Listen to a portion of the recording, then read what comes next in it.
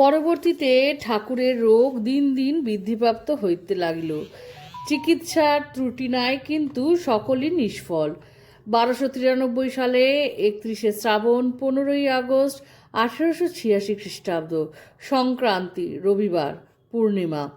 প্রাতঃকালে তিনি এক ভক্তকে পঞ্জিকা দেখিতে বলিলেন। 31শে শ্রাবণের সকল বিবরণ শ্রবণ করিয়া পয়লা ভাদ্র তারিখটি কর্ণগোচর হইবামাত্র তাহাকে চুপ করিতে বলিলেন। অপরাহ্নের কিছু পর তাহার নাড়ীর অবস্থা সংকটজনক হইল।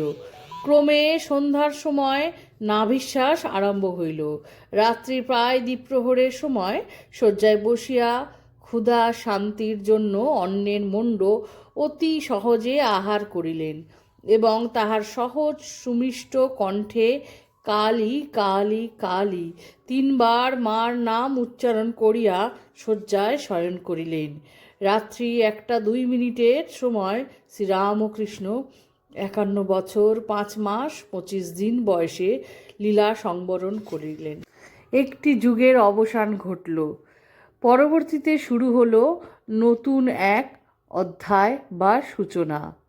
সেই সূচনার লগ্ন থেকে মা তার সন্তানদের তথা সব ভক্তদের নিজের আঁচলের সঙ্গে বেঁধে রাখলেন, নিজের মমতা দিয়ে আগলে রাখলেন, আর ভালোবাসা দিয়ে তাদের সকলকে নিজের বুকে টেনে রাখলেন।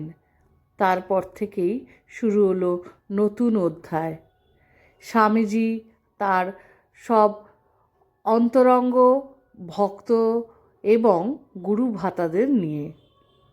এইভাবেই আজও ঠাকুরের, স্বামীজির, মার মঠ চলছে আর চলবেও।